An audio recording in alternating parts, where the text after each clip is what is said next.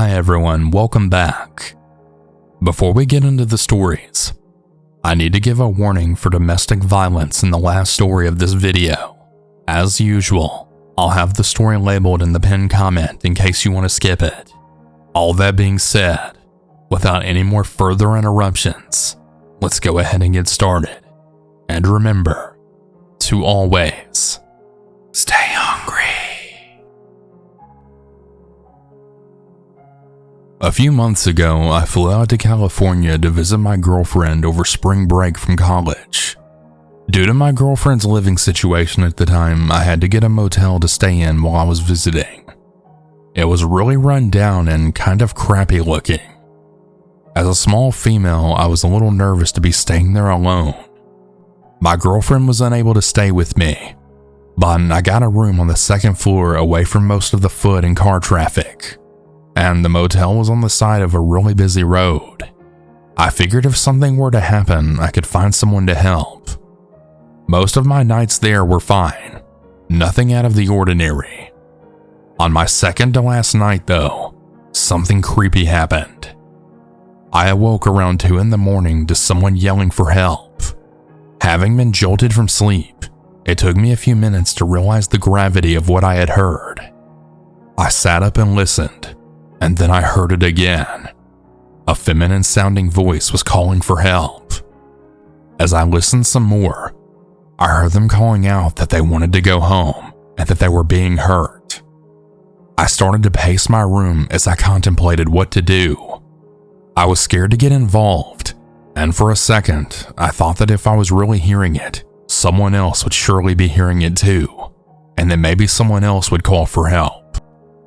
I remembered what I had read about the bystander effect and how someone is less likely to do something if others are around, and I decided that I couldn't just ignore what was happening in hopes that someone else would help. I picked up my phone and called the police, explaining where I was and what I had heard to the dispatcher. They asked me where the calls were coming from, but I couldn't give an exact answer. All of the walls of the motel were really thin, so it was hard to figure out where it was coming from. The dispatcher took my name and they said they would send out an officer to look around. After I hung up, the calls continued for a while, with shouts of help and wanting to go home. Around 20 minutes after I hung up with the police, the shouting quieted. Around 30 minutes, I had finally heard the beep of a police siren. I laid awake trying to hear if anything was going on, but everything was quiet, and eventually, I fell asleep. I never did hear if anything ever came of my call, or if there was ever anyone who could have been the voice that I heard. Thinking back to the experience, I wish I would have called the police sooner. Maybe if I had, they would have gotten there before the yelling quieted down. Maybe it would have made a difference. All I can hope for today is that whoever I heard that night was able to get away and that they're doing okay now. I really hope they're safe.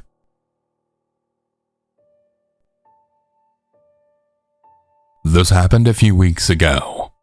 For some context, I'm a 19-year-old female, and I work at the Marriott Subsidiarity Hotel along the I-80 corridor. I live about 30 minutes away from the hotel, so I have to commute. My work shift starts at 7 a.m. I work by myself mostly.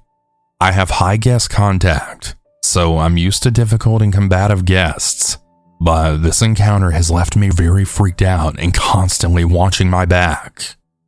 Anyways, it was midsummer and extremely busy.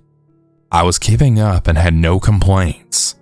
Breakfast was close to being over, and a man had come back to the kitchen. Normally, guests stop at the door and talk to me, but this guy walked completely in the kitchen and approached me. I was uncomfortable, and I started slowly walking back to the other door in the kitchen. I asked, "Sir, is there something I can help you with?"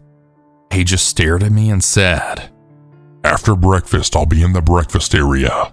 Join me." His voice was sharp and raised slightly. He then turned and walked away. At this point, I was panicking and totally freaking out. I knew I had to calm myself down and go to the break room and get my manager. I waited a few minutes, grabbed an empty box to make it seem unrelated to the man, and went to the break room. I was panicking internally. Once I reached the office, I had dropped the box and quickly told my manager what was going on. She had me point out who it was to her as she went to confront him. After a brief conversation with him, she came back and called the police. She said that I could go home if I wanted to, and I left. I was so scared and I just wanted to go home. I learned what happened after I left the hotel when I got to work the very next day. Here's what I learned. When my manager went to talk to the man, he said that he just really wanted to talk to me and maybe go out to dinner. Mind you, this man had to be in his 40s. She asked him what room he was in, and then he simply said that he wasn't even staying there. This gave my manager a bad feeling, so she sent me home while the police were on their way. He didn't resist being put into handcuffs or talking to the police. He even told them everything he had planned to do with me. I'll tell you of some of what he said. He said that he had planned to take me to Applebee's and then asked for me to join him in his truck for a rendezvous. When the cops asked for clarification, he actually said that he was going to drug me, put me in his truck, tie me up, and then rape me and keep me for company. When they asked him how he settled on me, all he said was, I saw her in Walmart, and I watched her go pick up some things, and I'd seen her at the hotel the next day and decided to meet her. This was enough to arrest him. I have no idea what they charged him on or how long they could hold him for. The cops took mine and my manager's statement and left. I haven't heard anything for weeks, and I've started trying to push it out of my mind. Please be mindful of your surroundings. Thanks to my manager and the cops, nothing happened or has happened. I don't want to think about what would have. I really hope that man gets the help he needs.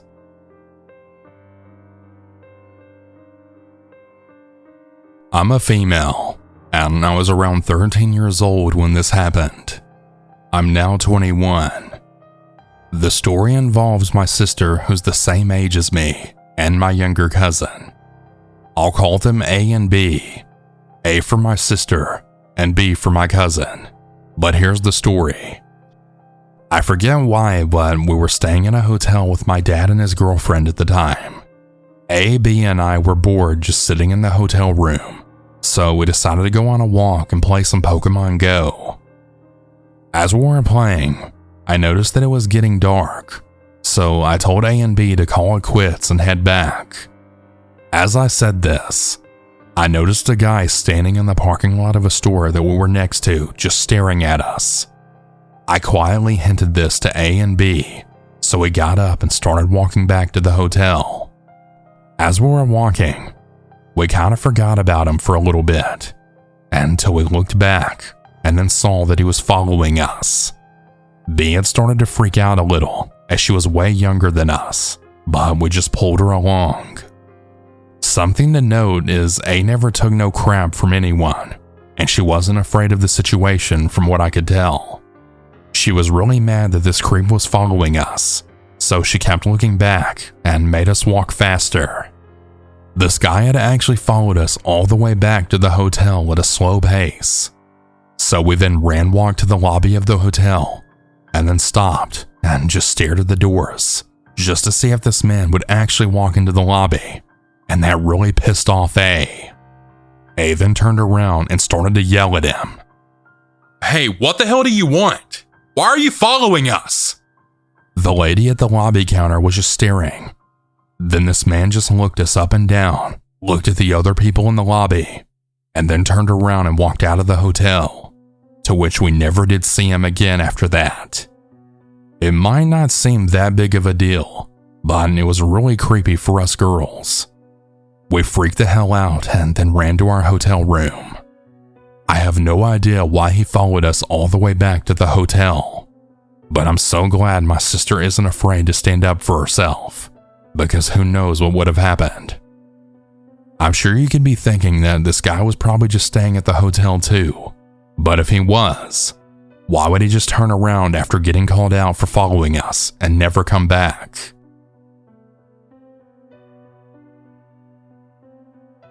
This encounter just happened under an hour ago, and I'm still shaken up. My family and I are on a short vacation, and we're staying in a hotel for a couple of days. We're staying in a city type of place, so a lot of small shops and places to eat are nearby. We were going to eat dinner at the hotel grill, but we ended up going to a pub after waiting 2 hours for terrible food and service. After we paid the bill, we thought everything was great until we left the pub. It was dark outside, and I was the first one out the door, my sisters and mother behind me. There was a homeless man that just seemed to appear out of nowhere right in front of me when I turned away from the pub doors. He was desperately asking my sister and I for change. We both didn't know what to say. We turned to our mother, and she told the man that we didn't have anything. He didn't really seem satisfied with my mother's answer, but he responded simply with an, "Oh, well, okay." And we thought everything was all right, until we noticed that he quickly started to follow us. Our mom grabbed my 2 sisters' hands tightly and asked us to walk faster. We all quickened our pace, starting to panic. I could feel my heart racing. The man had also started to catch up to us. Our mother told us to stay up front and gave me my younger sister's hand while she went slightly behind to get ready to fight. We were all still in shock, and I couldn't speak. We were almost running until 3 more homeless guys were up ahead in front of us. They just seemed to again appear and disappear just like that. They were approaching us too, and with the guy behind us, our mom yelled for us to cross the road. It felt like all these men were closing in on us. Booking it through the busy street, I looked back and the original guy is still following us. I told my mom this, and she didn't believe me at first, until the dude was eyeing us across the street and still kept up his pace. We eventually ran and finally made it to the hotel. I was terrified, and I was the first one to make it back to our room. We all calmed down, and I even checked to see if the homeless guy was still outside. He was walking in front of the convenience store across the road and still kept looking at the hotel. He eventually sat down in front of one of the stores and just glared at the hotel. He's still there, and this is an ongoing situation. I really doubt we'll see him in the morning, but I really hope that we don't see him again at all. Please be careful when walking out at night, especially in urban areas.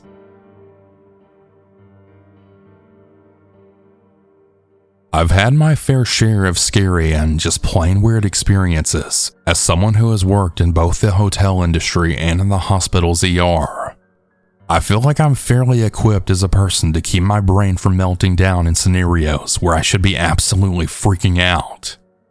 Of the many frightening stories I have, this is the one that has always shaken me up the most.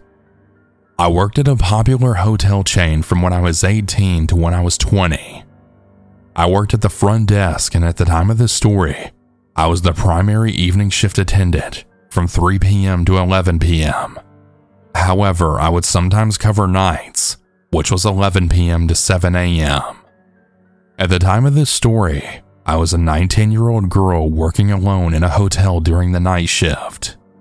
There were no other hotel employees in the building, just me. This particular brand of the hotel chain was cheaper, not as luxurious or even as well regarded as some of the other brands in the chain. We were also situated right off the highway, so we got a lot of walk-ins and drug addicts and other strange people on a regular basis. Although this is true of any hotel, not just the cheaper ones. We had a couple and their baby walk in at about 12 a.m. to see if we had a room, and since it was fall and the busy season was just wrapping up, we did. They seemed nice, like a regular normal young couple. Again, I saw weird people every day, so maybe my radar for this sort of thing was skewed. I'm doing my thing during my shift, beginning the audit process, cleaning up around the lobby and watching Netflix on my phone when I get a call to the desk around 1 a.m. It's one of the rooms on the second floor complaining about a noise complaint, saying that someone's down the hall making a ruckus and if I could please tell them to stop. I ask if they know what room it is, but they don't. Now, I'm not allowed to leave my desk for any reason, as if someone calls or comes into the hotel, there would be no one there, and the safe is located up front. I tell the guest to call back if the noise continues.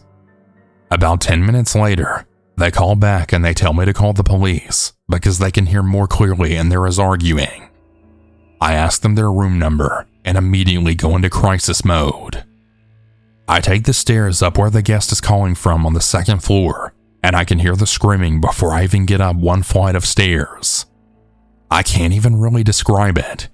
It sounded like someone was being murdered from the blood-curdling way she was screaming. I'm a 5'5", 19-year-old girl, so I immediately get 911 on the phone.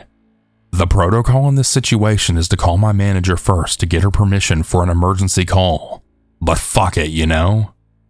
I peek my head through the doorway, and I look down the hallway, and I see the man from the young couple from earlier, and he's just beating the absolute shit out of his girlfriend. She's holding their baby, just screaming and crying in the middle of the hallway. Meanwhile, I'm telling the operator as much as I can, and I have to somehow find the courage to try and break up this situation. Every instinct in me tells me to just go back downstairs and barricade myself in the manager's office and get myself out of danger. But I'm seriously frightened this man is either going to kill this woman or their baby. I put on my bravest, loudest, strongest voice and shout down the hallway. I don't even know what I said, but it probably wasn't even real words. They both look at me, and my blood runs just absolutely cold. I yell to the woman, and I ask her, "Ma'am, are you okay?" Clearly she isn't. Her face is just red and black and bleeding, and she still sobs screaming, and their newborn baby is wailing. She doesn't even answer. She just scrambles up from the wall and just runs to me. The guy just stands there, standing right there in the hall looking at us, just dumbstruck. I lead her down to the front desk and I have her join me behind the desk. I tell her that I have the police on the phone and the operator asked to speak to her if possible. So I hold her baby and she's sobbing on the phone about her boyfriend and about how he's trying to kill her. She's providing the details about her boyfriend when I hear banging from the staircase and I just fucking know. I'm outright shaking at this point, but I hand her baby back as this guy bursts out of the stairway just fucking fuming about his girlfriend. It's like I'm not even there and he can't even see me. He's just pinpointed on her. I'm fairly convinced that tonight is the night that I'm going to die. I don't even realize it, but I'm crying now too. Out of shock or just as a reaction, or maybe anger, I don't know. I put myself between him and his girl, and I tell him that he needs to leave the premises now. He clearly doesn't listen to that. I take the rolling chair that I'd been sitting on and I use it as a barricade between the door to the front desk and us. That's when I see he has a fucking knife. This is when it starts to get a little hazy for me. I can only remember in clarity how hard my heart was beating, my ears ringing, just the sheer terror I was feeling when I see this guy coming at us and his baby. I don't particularly remember how it worked, but I remember throwing the rolling chair at him while screaming something that was meant to be like, "Get the fuck away from us!" but probably wasn't anything like that. I take this girl by her arm and I'm dragging her with me. I practically throw her and the baby in the nearby boiler room, and then I throw myself in afterwards and close the door. It's a small, durable room, and the only room in the hotel where the door is made out of solid metal. It locks immediately, and I don't even turn on the lights. We're sitting there crouched together in this dark room. I brace myself against the door as he just starts to pound on it with his whole body, like I'm going to have any notable effect against this guy. I can hear the operator asking for us from where the girl dropped my phone somewhere on the ground, the light barely illuminating the both of us. We're both just crying and breathing and shaking. She's trying to comfort her baby, and for some reason, I decide to take off the jacket I'm wearing and offer it to her for her face, like that's the most important thing in the moment. Thankfully, our location on the highway meant that officers were there fairly quickly. They arrest the guy without problem, and we get ourselves out of the boiler room. The paramedics come and check her out and take her to the nearby hospital. They then tell me to come with them as well. I had a cut on my arm through the jacket from the knife, and I don't even fucking know when or where or how I got it. Like I genuinely have no memory of it. It didn't even hurt. Thankfully it's just shallow and didn't even scar, but I for some reason refused because I have to finish my shift. I got my phone back and I call my manager. By now several guests have flocked to the lobby to chatter amongst themselves at the commotion. One of them tells me, "I heard them fighting, but I didn't want to get out of bed." My manager comes to the hotel and tells me to go to the hospital and to then go home. I ended up sitting in the ER with the lady, and I spent most of that morning as her guest, looking after her baby as she was treated in the ER for a multitude of injuries. She was released around 9 a.m. that morning, and she thanked me profusely. I don't even think I ever learned her name. I don't know where she went after that or if she's even okay, or what happened to her hopefully ex-boyfriend. I don't even know if he went to jail. They don't tell you that sort of thing. I took the next week off of work, and I was never able to work the night shift again. It was just way too scary being in that place alone with no one to back me up. I really hope she's okay. I hope she's doing alright, and I really hope her kid is alright too. I hope she's healed and grown past what was obviously a very traumatic time in her life. I don't know the answers, and I don't think I'll ever know, but that's how life is sometimes. I think about her all the time, even though it's been years. It's just so sad knowing that this is something common that happens all of the time, all around the world. I know it easily could have ended so badly for her and for me, and I'm just so grateful that it didn't. Hey everyone, I hope you all enjoyed these stories. If you ever want to submit your own, you can do so at southerncannibal.com. Have a good night everyone, and remember to always